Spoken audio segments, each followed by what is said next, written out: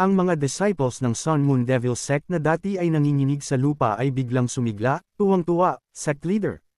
Nandito na ang sect leader. Naligtas tayo. Sumulyap ang sect leader sa isa sa kanyang mga disciples, nasaan si Wang Changfang. Tumangala ang blonde na disciple at nauutol, Elder Wang, siya ay pinatay ng isang rebelde mula sa Hongmang sect. Narinig ito, nagulat ang sect leader ngunit matapos ay proseso ang nakakagulat na impormasyon, umungol siya, ano? Patay na si Wang Changfang. Kinumpirma ng disciple ng takot, nakita ko po ng sarili kong mga mata. Galit na sinipa ng sect leader ang blonde na disciple na nagpatalsik sa kanya. Pagkatapos ay tinakpan niya ang kanyang mukha, sinusubukang itago ang kanyang pagsisisi at nahihiyang sinabi, pinatay si Wang Changfang ng isang tao mula sa Hongmang sect. Sa likod ng kanyang matatalim na daliri, kumislap ang kanyang mga mata sa malamig na intensyon, sino yun? Bakit hindi ko alam na mayroong nascent soul expert ang Hongmang sect? Isang disciple ang tumuro kay Xiao Xuan, malakas na nag-aakusa, siya po.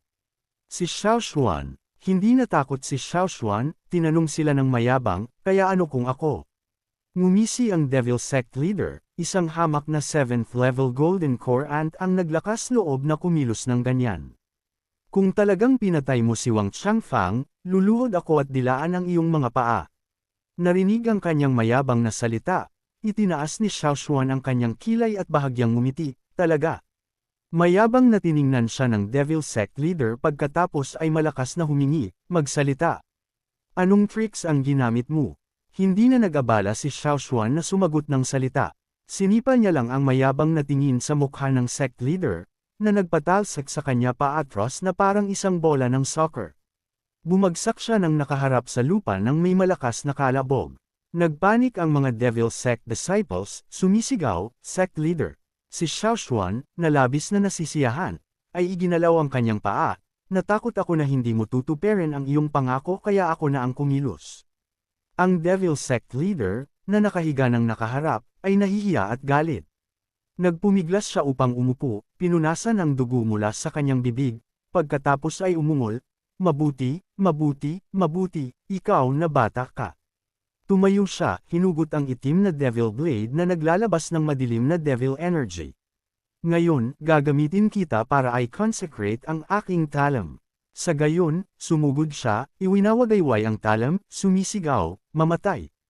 Ang itim na Devil Blade ay naglabas ng nakakatakot na pulang kislap na halo-halo sa kakaibang itim na kulay ng Devil Energy, na parang mga malakas na kidlat na naghahanda para magprito ng isang bagay. Agad na itinaas ni Xiao Xuan ang kanyang Asher Treasured Sword upang harangan ang Asher Devil Saber ng lalaki. Ang banggaan ay nagdulot ng mga kislap na lumipad sa lahat ng dako sa isang gintong halo. Boom! Ang pagsabog ay talagang nakakabingi. Nang magsalpukan ang kanilang espada at saber, lumikha sila ng dalawang puwersa, isang ginto at isang pula, ganap na magkasalungat. Ang shockwave ay napakalakas na nagpatalsik sa mga disciples mula sa magkabilang panig na parang tinamaan ng isang malakas na bagyo. Sakto, hawak ni Fairy Zuan ang kanyang twin swords ng paalang sa harap ng kanyang dibdib, bumubuo ng isang protective circle na nagtatakip sa mga disciples. Sa likuran ko, sigaw niya, ang mga disciples ng Sun Moon Devil Sect ay walang sinuman na magpoprotekta sa kanila kaya sila ay nabagsakan ng aura ng dalawang powerhouses, umuubo ng dugo at sumisigaw ng nakakatakot na sigaw. Ang dalawang female disciples ni Xiao Xuan ay kailangang takpan ang kanilang mga bibig at ilong mula sa ulap ng alikabok. Nakatitig si Sumo Han ng nanlalaki ang mga mata kay Xiao Xuan at Bam-ulong, Shifu. Si Lin Ziyi, na nakarating sa antas ng Sword Heart Clarity, ay naisip, makikita ko ang kanilang mga galaw ng malinaw.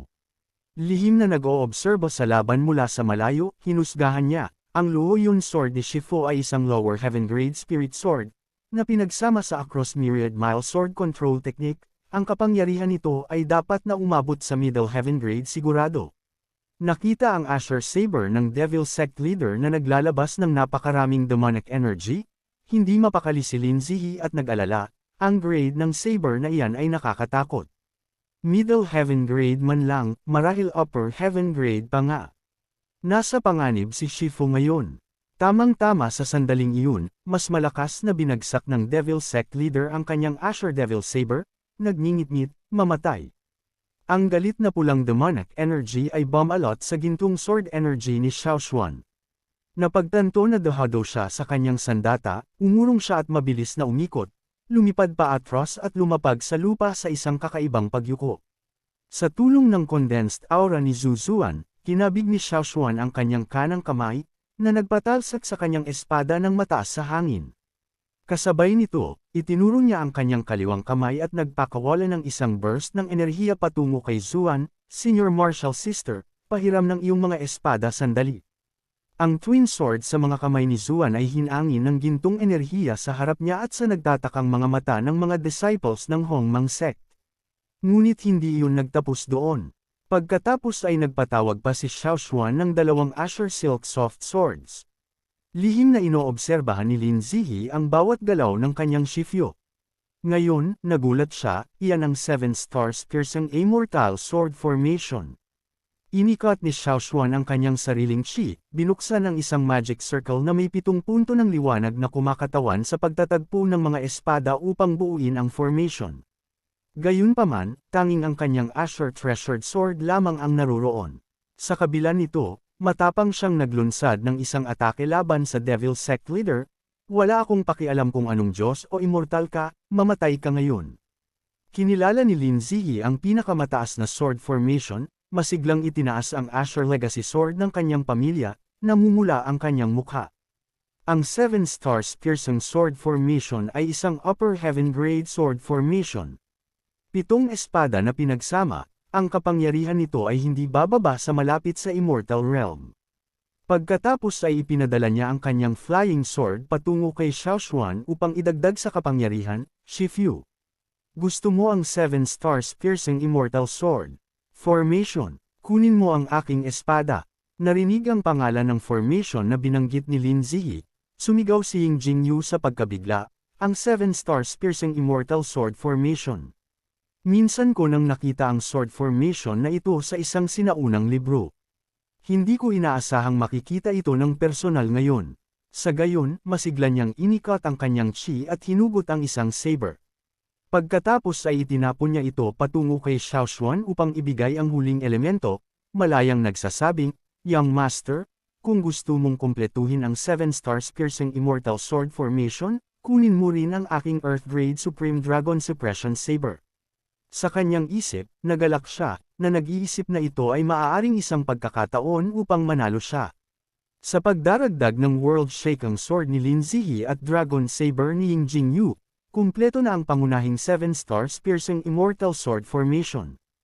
Inutusan ni Xiao Xuan ang mga magic artifacts sa kanilang kaukulang mga punto ng liwanag. Agad na lumitaw ang isang bilog ng 5 elements yin-yang.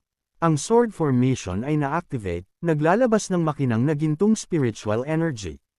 Nararamdaman ang pagmamahal at pinalakas ng suporta ng lahat, idineklara ni Xiao Xuan ng may bagong tiwala. Ngayon, mamamatay ang Sun Devil Sect dito. At sa isang swish, iwinagayway niya ang kanyang kamay. Isang nakakatakot na gintong aura ang sumabog ng may kapangyarihang nakakapunit ng lupa. Kasabay nito, inilabas niya ang mga espada patungo sa Demon Dude na iyon. Sinuri ng Demonic Dude ang mga Dharma artifacts na inilabas mula sa sword formation ng may casual at mapanuksong ekspresyon, pagkatapos ay dinilaan ang kanyang itaas na labi, mukhang labis na masigla. Itinaas niya ang kanyang Asher Demon Blade sa taas ng mukha, nagmamayabang, "Sa tingin mo, kaya akong talunin ng ilang espada. Mas marami pa ang kaya kong hawakan, maliit na bata." Tiningnan niya ang mga spirit-infused swords na lumilipad patungo sa kanya na parang mga maliliit na insekto, pagkatapos ay casual na iniwagayway ang kanyang Asher Demon Blade mula sa likod hanggang sa harap upang ipagtanggol. Ang mga espada ay bumangga sa pulang blade aura na lumilikha ng napakalaking pressure, na nagpilit sa demonyo na magngit-ngit at magpumiglas, naglabas ng isang ungol. Hindi nagtagal, ang chi mula sa 7 espada na parang sinag ng liwanag ay madaling tumagos sa blade aura at bumangga sa katawan ng masamang lalaki. Isang espada ang dumampi sa kanyang kaliwang pisngi, pinunit ito at naglabas ng dugo. Sumigaw siya sa sakit, "Ah! Ah!" Mahigpit na hinawakan ng demonic sect leader ang bisig ng kanyang kanang braso na may hawak na talam gamit ang kanyang kaliwang kamay upang sumipsip ng demonic chi mula sa talam, pagkatapos ay umungol, sige. Huwag kang maunahan. Ngayon, kahit na may kakayahan ka na umabot sa langit, huwag ka nang umasa na makakaalis ng buhay sa ilalim ng aking Asher Subduong Demon Blade. Pagkatapos ay iniunat niya ang kanyang kaliwang kamay patungo sa mga disciples ng Sun Moon Devil Sect, nagpakawala ng isang burst ng nagliliyab na pulang chi sa kanila at bamulong ng isang kumpol ng mga walang kwentang basura, oras na para gamitin ko kayo. Tinamaan ng pagsabog ng demonic chi, sumigaw ang mga disciple sa paghihirap, aha! Isang disciple ang nakahiga ng nakaharap sa lupa, wala pa ring ideya kung bakit brutal siyang pinapatay ng kanyang pinuno. Humihingal siya, sect leader, bakit? Sa oras na iyon, isang bangkay na malapit ay nagsimulang maglabas ng maliliit na pulang batik ng essence na umaakyat pataas. Ang demonic sect leader ay ngayon ay isang tunay na demonyo, ang kanyang mga mata ay kumikinang ng malevolent energy, itinaas ang Asher Blade ng mataas, nagtitipon ng blood essence ng mga patay na disciples. Pinanood ang pag-condense ng chi, tumawa siya ng nakakakilabot, haha. Halika rito. Ay alok mo sa akin ang iyong blood essence. Nahaharap sa kanyang walang awa na brutalidad, si Xiao Xuan na nakatayo sa puso ng sword formation ay lumutang pataas at mariing idineklara, hindi mo man lang pinipigilan ang iyong sariling mga tao.